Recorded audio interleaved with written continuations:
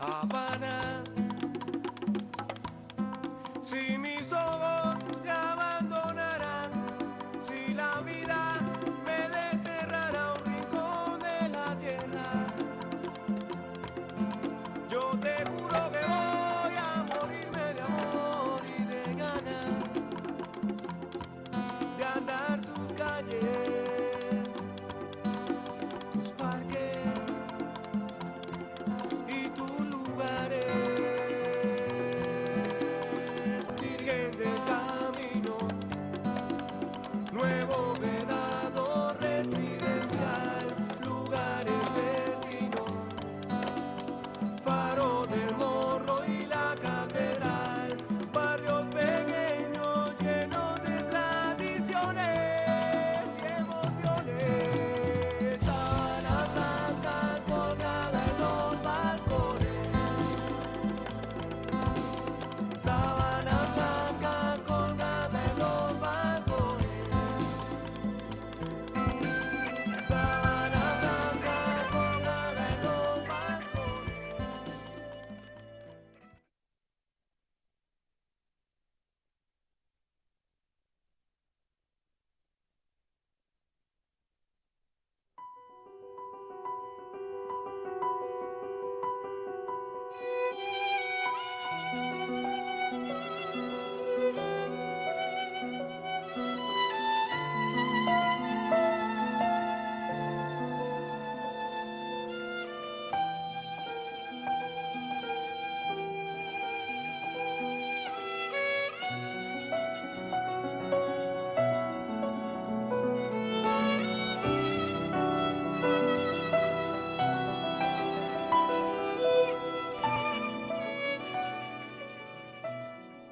Ahora pensando en toda esa historia, estoy aquí en el interior de la iglesia de Paula, rememorando hechos históricos, momentos de nuestras vidas, de mi propia vida.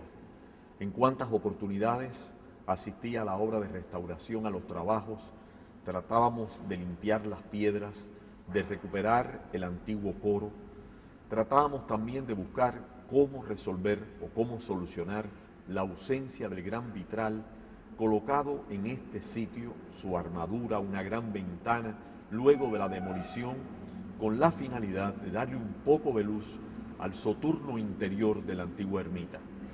La solución llegó meditando en la importancia de dar un legado moderno y contemporáneo, como se ha hecho en otros lugares del mundo, a esta iglesia antigua.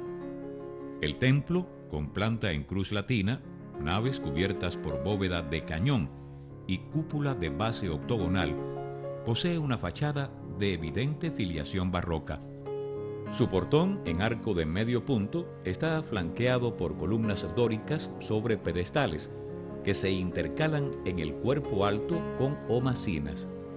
Además, se encuentra coronada por una triple espadaña o campanario de estructura mural que sobresale del resto de la edificación.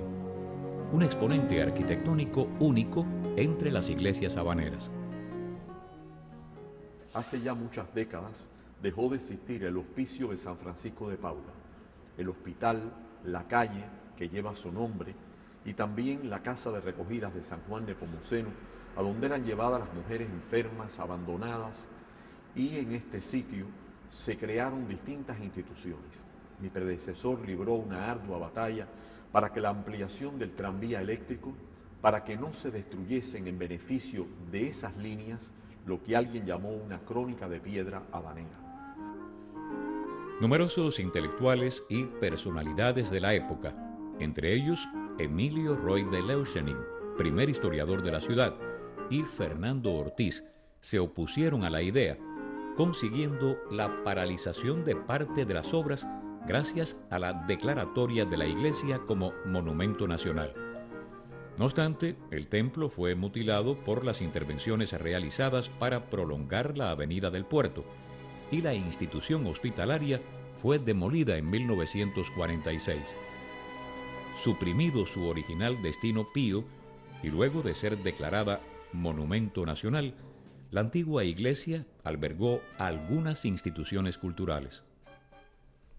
Y posteriormente, luego de haber sido el archivo y el lugar de audición de los principales grupos tradicionales cubanos, dirigido, como ya hemos dicho, por el maestro Odilio Urfé, surgió una especie de limbo y el edificio vino de nuevo a mostrar las huellas de la ruina. El Instituto Musical de Investigaciones Folclóricas, fundado y dirigido por el pianista, investigador y musicólogo Odilio Urfé González, radicó en la antigua iglesia de Paula en la década de los 50, encargada de rescatar, recopilar, estudiar, difundir y defender todas las manifestaciones del patrimonio musical cubano. A partir de ese momento y después de tan ardua batalla, se conservó en el medio de la avenida el edificio de la iglesia. Todavía observándolo en el exterior vemos distintos signos. La excavación arqueológica señala las retículas del edificio demolido y unos viejos caminos cubiertos parecen llevarnos ahora a una construcción que ya no está. Cuando lo solicité al ministro de Cultura, que accedió a ello, comenzamos la obra de restauración de este lugar. Como no existían ya los vitrales, ni las ventanas aparecían cubiertas, ni en su interior una sola obra de arte, fue necesario pedir a los artistas modernos que realizasen una obra inspirada en el sentido de este sitio. El proyecto de rehabilitación de la iglesia implicó un detallado trabajo de limpieza de los muros de cantería y mampuesto, la restauración de las dos esculturas de la fachada, San Francisco de Paula a la izquierda y San Pedro a la derecha, la reproducción de las tres campanas de la espadaña y la cruz de hierro, e interiormente se conservaron todos los espacios originales, modificando pequeñas áreas para posibilitar su nuevo funcionamiento como sala de conciertos. Además, el templo se unificó a la Alameda a partir de una explanada que favoreció la circulación vial en torno al conjunto urbano y creó un espacio público con posibilidades de uso sociocultural y de circulación peatonal.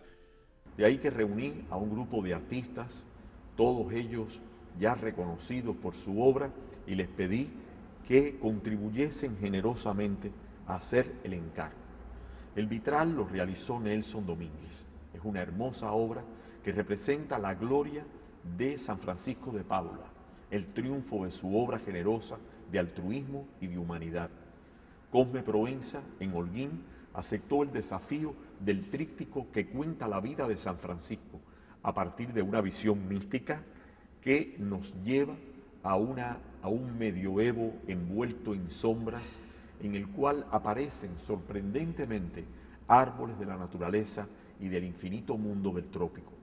A Roberto Favelo pedí encarecidamente una tabla, es quizás una de sus obras mayores, que representa los sufrimientos y la virtud de San Francisco de Paula.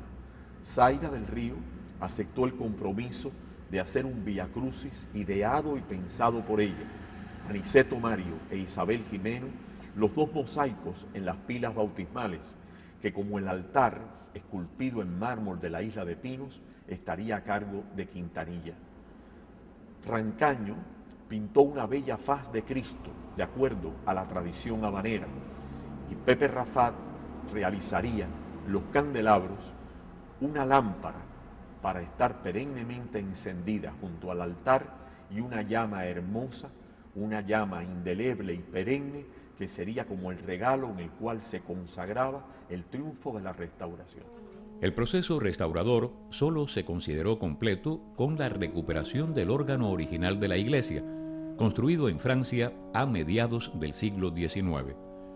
Este instrumento con sistema mecánico, el más antiguo que posee La Habana, se halla ubicado desde enero de 2008 en el coro alto de la capilla, y su variedad tímbrica permite la interpretación tanto del repertorio para solista como obras de cámara e incluso con orquesta. Si queríamos de nuevo la música, debía estar el órgano. El órgano original existía en la actual iglesia de Paula, que cumple este año 2012 su primer siglo de existencia. Monseñor Alfredo Petit, párroco de aquella iglesia y obispo auxiliar de La Habana, donó el órgano que fue restaurado en Valladolid y que hoy en día preside los conciertos de Ars Longa. Y algo más, al Museo de la Música y particularmente al gran musicólogo cubano Jesús Gómez Cairo, la petición de que las cenizas de Claudio José Domingo Brindis de Salas pudiesen llegar aquí, estar aquí, en este lugar, recordando la gloria de un músico inmortal cubano, aquel que en 1852 nació en La Habana y que murió en Buenos Aires solo y desamparado en el año 1911. Claudio José Domingo, hijo del padre de su mismo nombre, nieto de un abuelo que fue oficial de las milicias de pardos y morenos de la ciudad de La Habana, fue llamado el príncipe de los violinistas de su tiempo. Fue conocido como el Paganini negro. ¿Cómo era posible que en aquel siglo de discriminación y opresión sobre la raza negra, un hombre lograse romper todas aquellas barreras y convertirse en el gran artista que fue? Apolinio en su figura, como lo muestran sus retratos, de bellas facciones, llevando en su mano el violín, regalo de la comunidad cubana en Buenos Aires, vemos ya a Brindis consagrado como el gran violinista que obtuvo, y no se sabe cómo, 2 becas consecutivas en el Conservatorio de París para obtener allí el primer premio. Considerado como un prodigio en la música, a los 11 años compartió escenario con importantes músicos en el Liceo de La Habana. Luego de cursar estudios en París, recorrió los principales centros culturales del mundo, actuando en salas de concierto en Berlín, Madrid, Londres, Milán, Florencia, Viena, México, Buenos Aires, y fue el primer cubano que actuó en un escenario ruso, en San Petersburgo, en 1880. También supo deleitar al público cubano, presentándose en teatros como Tacón, Pairet y Albizu. Obtiene, como pocos cubanos la han recibido, la Orden de Caballero de la Legión de Honor de Francia, creada por Napoleón Bonaparte, y una de las más prestigiosas órdenes europeas. También el Águila Negra del Imperio Alemán. Es considerado y nombrado músico de cámara del emperador. Contrae matrimonio con una baronesa y se convierte en el barón de Brindis y señor de Salas. Pero como ha escrito Nicolás Guillén, una vida romántica, una vida atormentada por la nostalgia de su patria y de su destino, le llevaron finalmente a la pobreza y casi al olvido. Cuentan que cuando encontraron su cuerpo abandonado en Buenos Aires, ya moribundo, alguien halló en su chaleco un pasaporte cubano.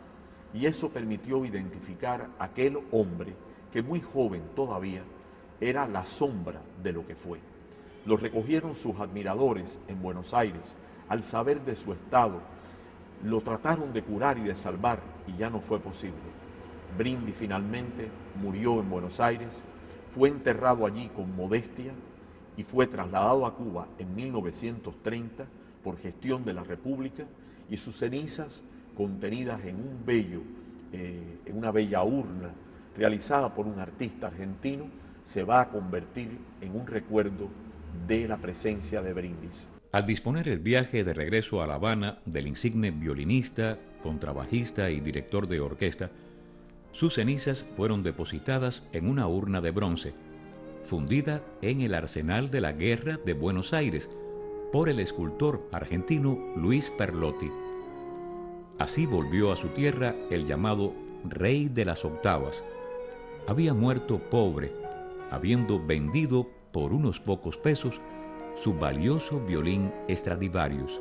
Nosotros quisimos colocar en el medio de la iglesia una lápida negra de mármol de Cuba, negro como él, que llevase su nombre y sus inscripciones y el título que más le habría complacido: violinista.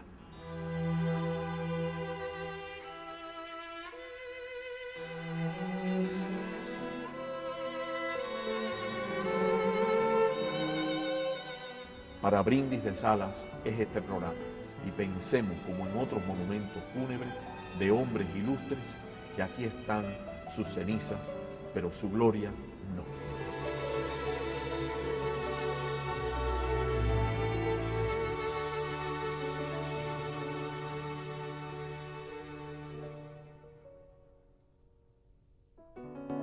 Vuelven los martillos neumáticos sobre la ciudad. Un cigarrillo encendido dibuja la silueta de un hombre que el destino volverá a metal. Es hombre, sueño, viejo, niño, La Habana es su carrusel, en donde giran los misterios de una ciudad que desnuda el esqueleto cada amanecer. Y sueña campanas, portales con alas, y alza los brazos divinos al sol que saca la luz, viejas cicatrices de muros y adoquines que al final son como espejos, huellas, reflejos de un sentimiento leal del tiempo.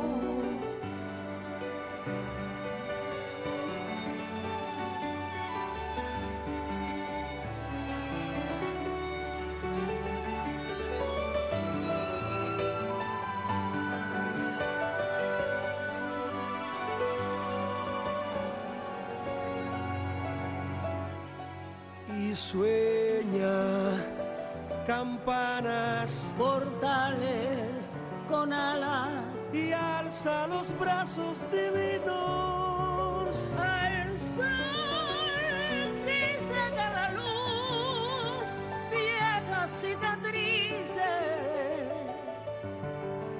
de muros y adoquines que al final son como espejos, huellas,